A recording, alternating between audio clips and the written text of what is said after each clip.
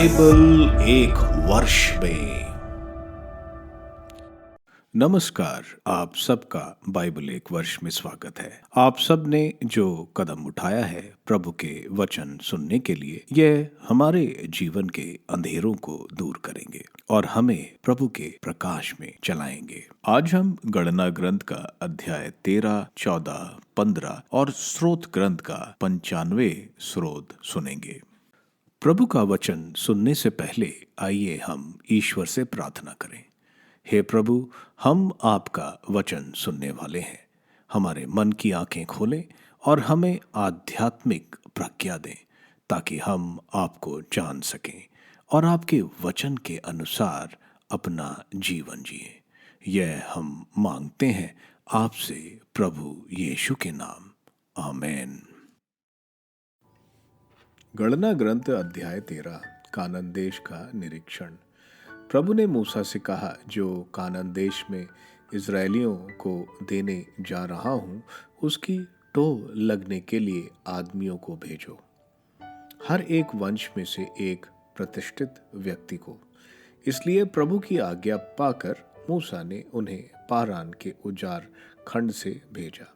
वे सब इजरायलियों के नेता थे। उनके नाम थे: रूबन के कुल के जकूर का पुत्र शमुआ, सिमोन कुल के हीरो का पुत्र शफाट, यूदा कुल के यफूने का पुत्र कालेब, इसकार कुल के यूसुफ का पुत्र यगआर, एफ्रम कुल के नून का पुत्र होशुआ, बेन्यामीन कुल के राफू का पुत्र पलटी, जबुलोन कुल के सौदी का पुत्र गदिएल, मानसे कुल के अर्थात यूसुफ के कुल के सूसी का पुत्र गद्दी, दान कुल के गमली का पुत्र अमेलेल, आशेर कुल के मकियाल का पुत्र सतूर, नफ्ताली कुल का वापसी का पुत्र नहाबी और गाद कुल के माकी का पुत्र गौवेल।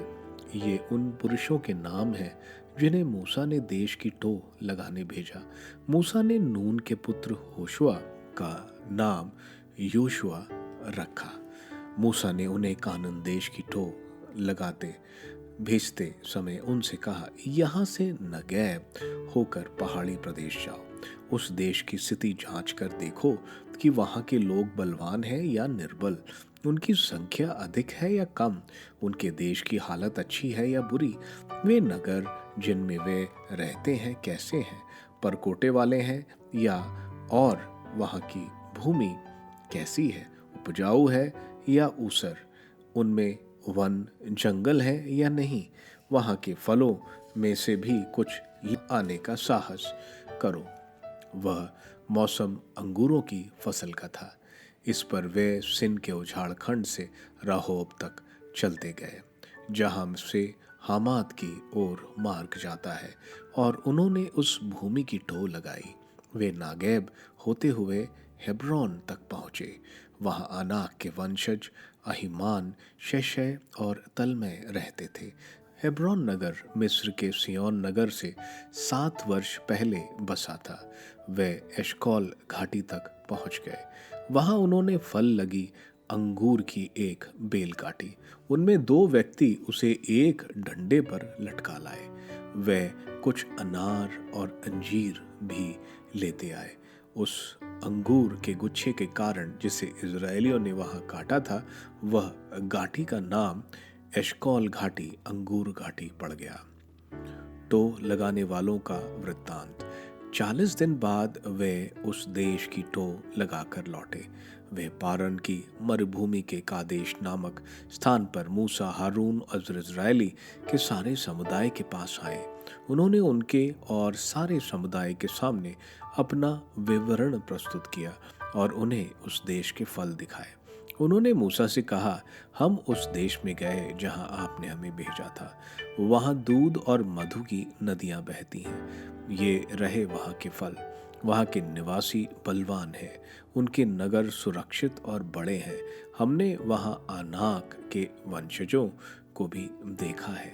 नगैब प्रदेश में अमलेकी रहते हैं। पहाड़ी प्रदेश में हित्ती, युबिसी और अमोरी, समुद्र के किनारे और यार्दन नदी के तट पर कनानी निवास करते हैं। कालेब ने मूसा के विरुद्ध बुनबुनाने वाले लोगों को शांत किया और कहा, हम वहां चलें और उस देश को अपना अधिकार में ले लें। हम उसे जीतने में सामर्थ हैं। किंतु जो व्यक्ति कालेब के साथ गए थे वे बोले, हम उन लोगों का सामना नहीं कर सकते क्योंकि वे हमसे बलवान हैं। वे जिस देश की टोह लगा चुके थे उसकी निंदा करने लगे और बोले, हम जिस देश की टोह लगा चुके हैं वह एक ऐसा देश है जो अपने निवासियों को खा जाता है। हमने जिन लोगों को वहां देखा है वह सब बहुत लंबे कद के हैं। हमने वहां भीमकाय लोगों को भी देखा है। अनाकी भीमकाय लोगों के वंशज हैं। उनकी तुलना में हम अपने को टिड्डियां समझते थे और वे भी हमें यही समझते होंगे। गणना ग्रंथ अध्याय 14। लोगों का विद्रोह। सारा समुदाय ये बातें सुनकर जोर से चिल्लाने लगा और रात भर विलाप करता रहा। सभी इजरायली मूसा और हारून के विरुद्ध भुनभुनाने लगे। सारे समुदाय ने उनसे कहा, अच्छा होता कि हम मिस्र देश में ही मर गए होते या इसी उजाड़ खंड में मर जाते। प्रभु हमें उस देश में क्यों ले जाना चाहता है? इसलिए कि हम तलवार के घाट उतार दिए जाएं और हमारी स्त्रियां और बच्चे शत्रुओं द्वारा लूट लिए जाएं। हमारे लिए यही अच्छा होगा कि हम फिर मिस्र लौट जाएं। वे आपस में कहने लगे, चलो हम अपने लिए एक नेता चुन लें और फिर मिस्र लौट जाएं। इस पर मूसा और हारून इजरायलियों के सारे समुदाय के सामने मुंह के बल गिर पड़े। नून के पुत्र योशुआ और यफने के पुत्र कैलेब ने, जो देश की टाह लेने वाले में थे, अपने वस्त्र फाड़ कर इजरायलियों के सारे समुदाय से कहा, वह देश एक अनुपम देश है जिसके निरीक्षण के लिए हम गए थे। यदि हम पर प्रभु की कृपा है तो वह हमें उस देश में बसा देगा। सचमुच वह एक ऐसा देश है जहां दूध और मधु की नदियां बहती हैं। परंतु तुम प्रभु के विरुद्ध विद्रोह मत करो। उस देश में रहने वालों से मत डरो, क्योंकि हम उन्हें समाप्त कर देंगे। उनका कोई संरक्षक नहीं रहा। प्रभु हमारे साथ है, इसलिए उनसे डरने का कोई सवाल नहीं उठता। इस पर सारा समुदाय उन्हें पत्थरों से मार डालने का उपक्रम करने लगा।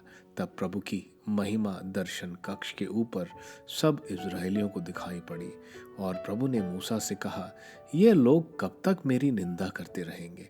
मैं इनके बीच कितने चमत्कार दिखाए, फिर भी ये मुझ में विश्वास नहीं करते। मैं इन पर महामारी भेजकर इनका विनाश करूंगा। फिर मैं तुम में एक ऐसा राष्ट्र उत्पन्न करूंगा जो इन लोगों से महान और शक्तिशाली होगा। मूसा का निवेदन। इस पर मूसा ने प्रभु को उत्तर दिया, मिस्री जानते हैं कि तू बड़े सामर्थ के साथ इजरायलियों को उनके देश से निकाल लाया है। उन्होंने इस देश के लोगों को भी यह बात बता दी है। उन्होंने यह भी सुना है कि तू प्रभु इस प्रजा के साथ रहता है। तू प्रभु इन्हें दर्शन देता है, तेरा बादल इनके ऊपर बना रहता है और कि तू दिन में बादल के खंभे के रूप में और रात में अग्नि स्तंभ के रूप में इनके आगे आगे चलता है। अब यदि तू इन लोगों का पूर्ण रूप से विनाश करेगा तो वे राष्ट्र जिन्होंने तेरी कीर्ति सुनी है यह कहेंगे, प्रभु इन लोगों को उस देश से ले जाने से असमर्थ रहा जिससे ले जाने का उसने शपथ खाकर वचन दिया था। इसलिए उसने उन्हें उजाड़ खंड में ही मार डाला। इसलिए प्रभु अपने सामर्थ्य का प्रदर्शन कर, जैसा कि तूने कहा। प्रभु देर से क्रोध करता और अनुकंपा का धनी है। वह अपराध और विरोध क्षमा करता है, किंतु वह कोई पाप अनदेखा नहीं करता और पूर्वजों के अपराधों का दंड तीसरी चौथी पीढ़ी तक उनकी संतति को देता है। इसलिए तू अपनी महान दया के अनुरूप इन लोगों को अपराध क्षमा कर, जैसा कि तू मिस्र से यहाँ तक करता आया है। क्षमा और दंड। इस पर प्रभु ने कहा, मैं तुम्हारी प्रार्थना स्वीकार कर उन्हें क्षमा करता हूँ। मेरे अस्तित्व की शपथ, समस्त पृथ्वी में व्याप्त प्रभु की महिमा की शपथ। जिन लोगों ने मेरी महिमा और मिस्र तक मरुभूमि में मेरे चमत्कार देखे हैं, किंतु जिन्होंने मेरी अवज्ञा करते हुए 10 बार मेरी परीक्षा ली है, उनमें एक भी उस देश के दर्शन नहीं करेंगे जिसे मैंने शपथ खाकर उनके पूर्वजों को देने का प्रतिज्ञा की है। जिन्होंने मेरी निंदा की है उनमें एक भी उस देश के दर्शन नहीं करेगा। मेरे सेवक कैलेब का मनोभाव उससे भिन्न था। वह मेरा सच्चा अनुयायी बना रहा। मैं उसे वह देश पहुंचा दूंगा जहां वह गया है और उसके वंशजों को वह देश विरासत के रूप में मिलेगा। अमलेकी और कनानी लोग तराइये में रहते हैं, इसलिए कल तुम मुड़कर लाल समुद्र की ओर होकर उजाड़ खंड जाओगे। प्रभु ने मूसा और हारून से यह कहा, मैं कब तक इस दुष्ट समुदाय की शिकायतें सहन करता रहूं? मैं इजरायलियों से अपनी शिकायतें सुन चुका हूं। इन्हें यह बता दो, प्रभु कहता है, अपने अस्तित्व की शपथ, मैंने तुम लोगों को जो बातें कहते सुना है उन्हीं के अनुसार मैं तुम्हारे साथ व्यवहार करूंगा। यहाँ मरुभूमि में तुम्हारे शव पड़े रहेंगे, क्योंकि तुम लोगों ने मेरी शिकायत की है। जितने लोगों के नाम जनगणना के समय लिखे गए थे और जिनकी आयु 20 के ऊपर है, उनमें एक भी उस देश में प्रवेश नहीं करेगा जहाँ मैंने हाथ उठाकर तुम्हें बसाने की शपथ ली है। यफने का पुत्र कैलेब और नून का पुत्र योशुआ इसके एकमात्र अपवाद है, परंतु मैं तुम्हारे छोटे बच्चों को वहां पहुंचा दूंगा जिनके विषय में तुमने कहा था कि वे शत्रुओं की लूट में आ जाएंगे। वे उस देश के दर्शन करेंगे जिसकी तुमने अवहेलना की है, परंतु तुम्हारे शरीर इसी उजाड़ खंड में धराशायी हो जाएंगे। तुम्हारे पुत्र चरवाहे होकर 40 वर्ष तक उजाड़ खंड में मारे मारे फिरेंगे, और इस प्रकार तुम्हारे विश्वासघात का फल जब तक भुगतेंगे जब तक तुम्हारे शरीर उजाड़ खंड में ढेर न हो जाए। तुम लोगों ने 40 दिन तक उस देश का निरीक्षण किया। उनका हर दिन 1 वर्ष गिना जाएगा। इसके अनुसार तुम्हें 40 वर्ष तक अपने अपराधों का फल भुगतना पड़ेगा, और तुम जान जाओगे कि मेरा विरोध करने का फल क्या होता है। मैं प्रभु यह कह चुका हूँ।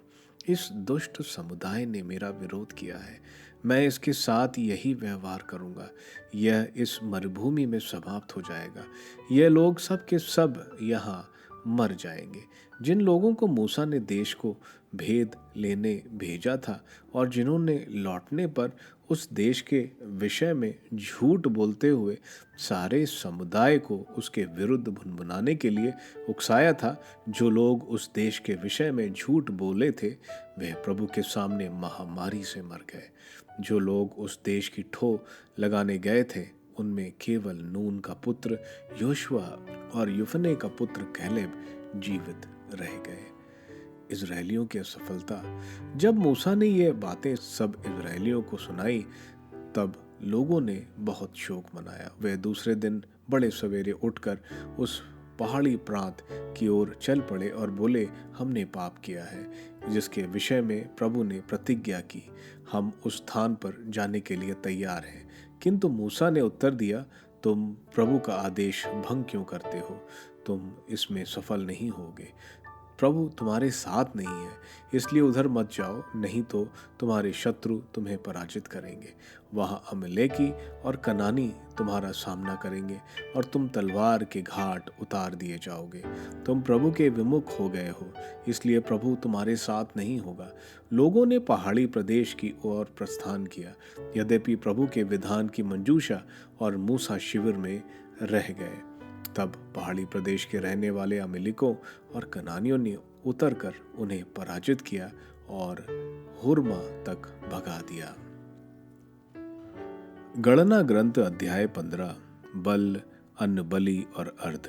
प्रभु ने मूसा से कहा, इजरायलियों से यह कहो कि जब तुम उस देश में पहुंचो जो मैं तुम्हें रहने के लिए देने वाला हूं, और यदि कोई व्यक्ति अपने ढोरों या गल्लों में से प्रभु को एक सुगंध युक्त बलि चढ़ाना चाहे, चाहे वह होम बलि, शांति बलि, मन्नत पूरी करने का बलि, स्वेच्छा से या पर्व के अवसर पर अर्पित बलि हो, तो वह प्रभु को अन्न बलि के रूप में 1 सेर तेल से सना हुआ 2 सेर मैदा और 1 सेर अंगूरी अर्पित करेगा। वह होम बलि या शांति बलि के हर मेमने के साथ अर्ध के रूप में 1 सेर अंगूरी अर्पित करेगा। वह हर मेढ़े के साथ अन्न बलि के रूप में 1.25 सेर तेल से सना हुआ 4 सेर मैदा और अर्ध के रूप में 1.25 सेर अंगूरी ले आएगा। यह सुगंध युक्त चढ़ावा है जो प्रभु को प्रिय है। यदि तुम मन्नत पूरी करने के लिए या किसी अन्य कारण से प्रभु का होम बलि या शांति बलि के रूप में एक बछड़ा चढ़ाना चाहते हो, तो बछड़े के साथ अन्न बलि के रूप में 2 सेर तेल से सना हुआ 6 सेर मैदा और अर्ध के रूप में 2 सेर अंगूरी ले आओ। यह सुगंध युक्त चढ़ावा है जो प्रभु को प्रिय है। प्रत्येक बछड़े, मेढ़े और भेड़ या बकरे के साथ ऐसा ही किया जाए। चढ़ाई जाने वाली बालियों की संख्या के अनुसार प्रत्येक के साथ ऐसा ही किया जाए। प्रत्येक स्वदेशी ऐसा ही करे जो प्रभु को प्रिय सुगंध युक्त चढ़ावे के रूप में उसे होम बलि अर्पित करना चाहे।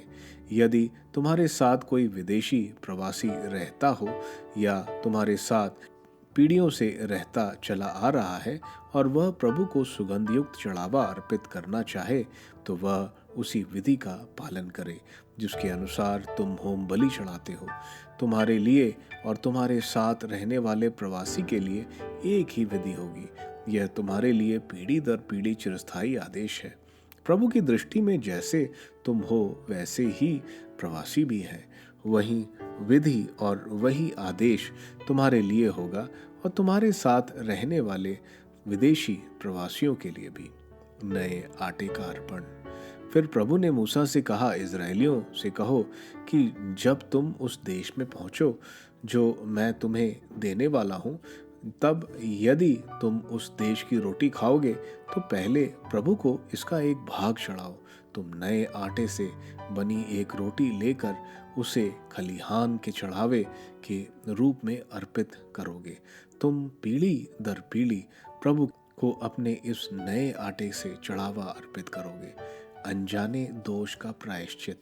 यदि तुम लोग भूल से इन सब आदेशों में से जिन्हें प्रभु ने मूसा को दिया किसी एक का उल्लंघन कर बैठे, अर्थात उन सब आदेशों में से एक का उल्लंघन जिन्हें प्रभु ने मूसा के माध्यम से तुम्हें दिया है, जिस दिन से प्रभु ने उन्हें दिया और पीढ़ी दर पीढ़ी तक के लिए, और यदि वह उल्लंघन भूल से और समुदाय के अनजान में किया गया हो, तो सारा समुदाय होम बलि अर्थात सुगंध युक्त चढ़ावे के रूप में जो प्रभु को प्रिय है एक बछड़ा अर्पित करे।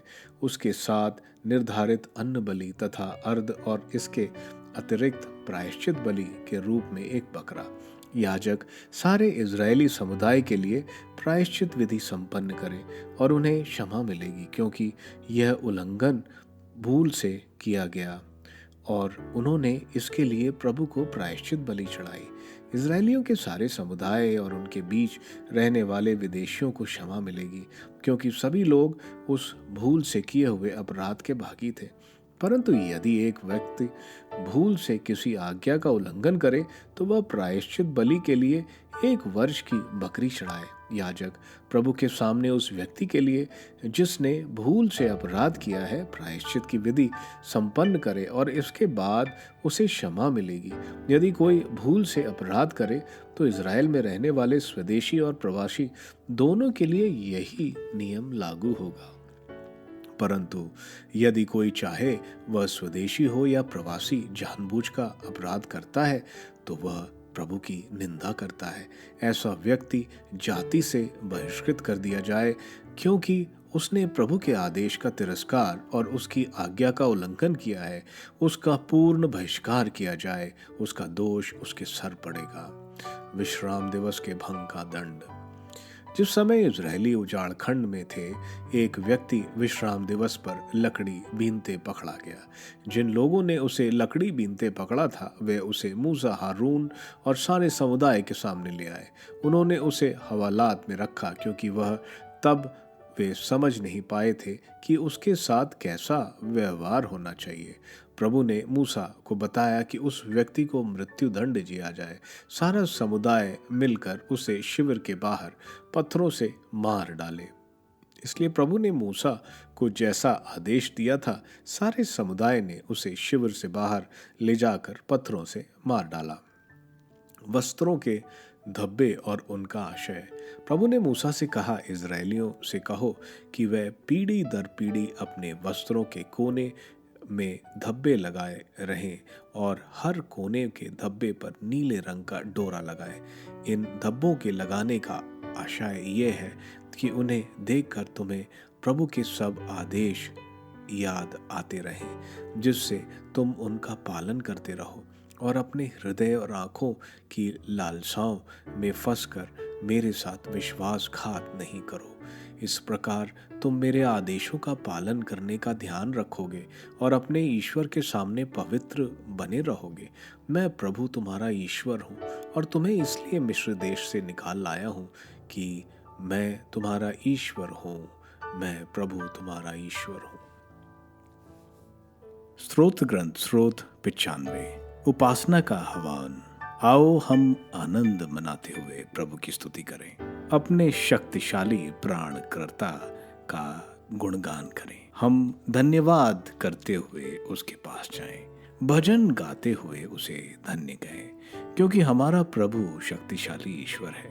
वह सभी देवताओं से महान अधिपति है। वह पृथ्वी की गहराइयों को अपने हाथ से संभालता है। पर्वतों के शिखर उसी के हैं। समुद्र और पृथ्वी, जल और थल सब उसके बनाए हुए और उसी के हैं। आओ हम दंडवत कर प्रभु की आराधना करें, अपने सृष्टिकर्ता के सामने घुटने टेकें, क्योंकि वही हमारा ईश्वर है और हम हैं उसके चारागाह की प्रजा, उसकी अपनी भेड़ें। ओ यदि तुम आज उसकी यह वाणी सुनो, अपना हृदय कठोर न कर लो, जैसा कि पहले मरीबा में, जैसा कि मासा की मरुभूमि में हुआ था। तुम्हारे पूर्वजों ने वहां मुझे चुनौती दी, मेरे कार्य देखकर भी उन्होंने मेरी परीक्षा ली।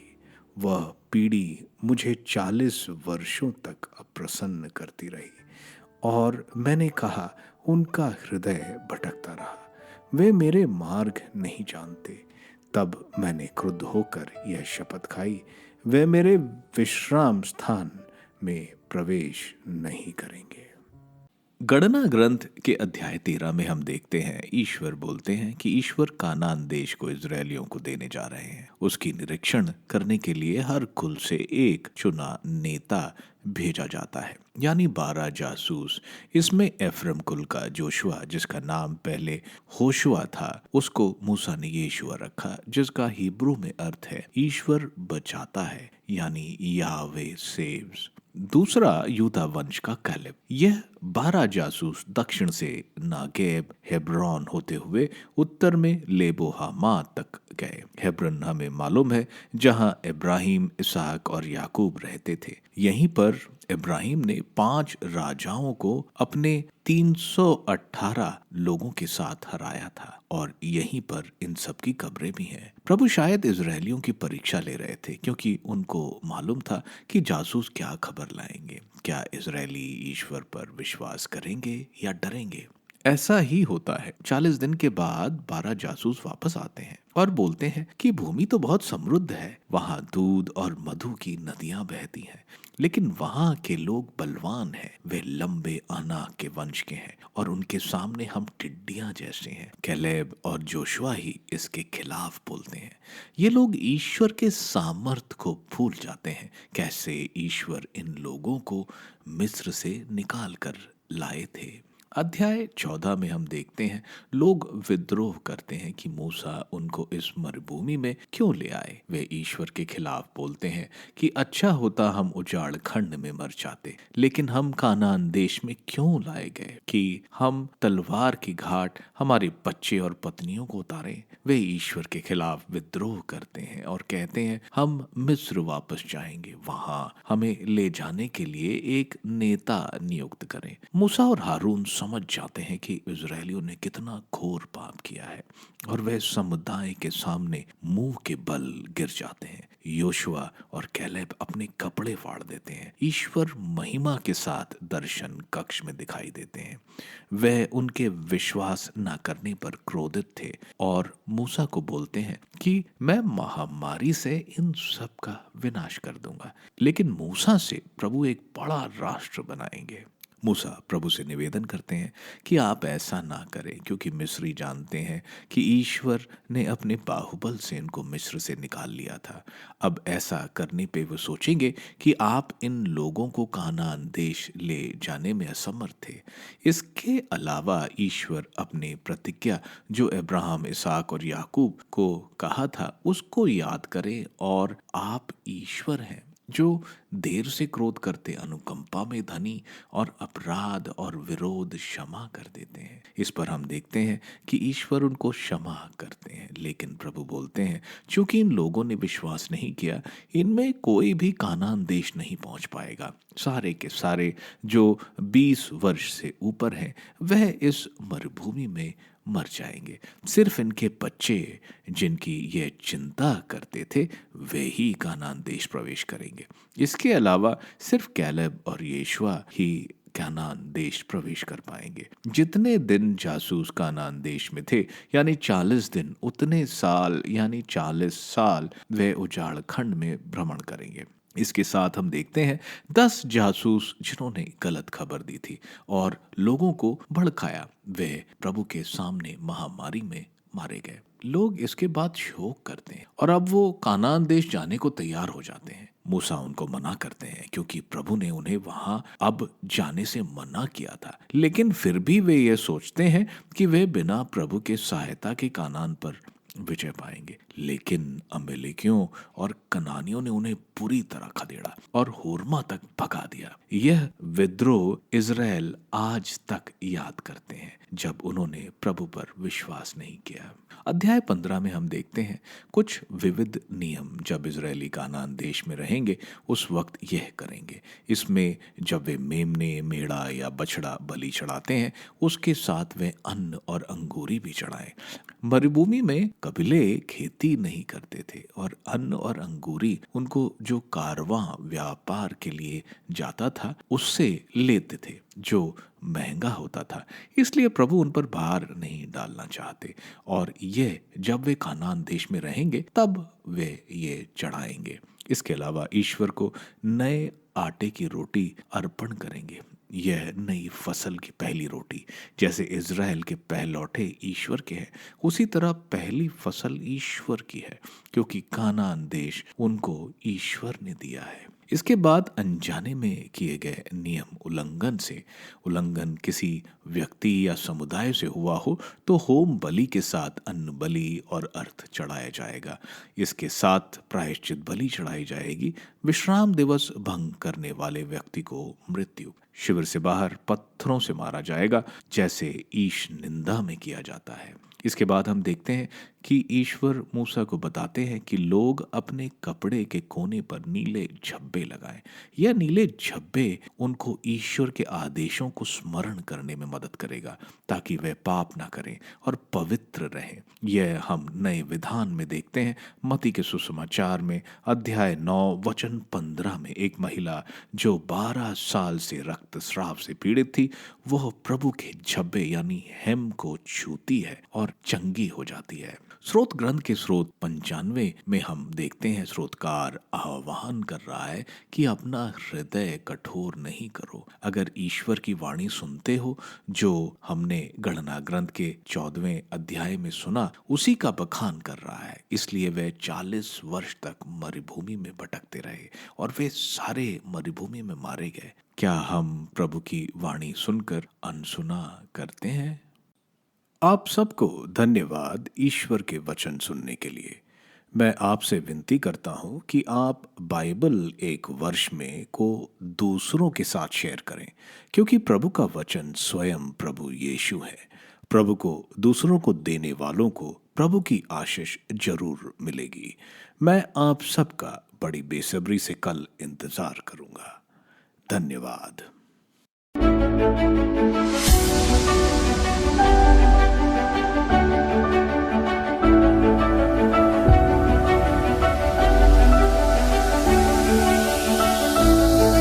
बाइबल एक वर्ष में।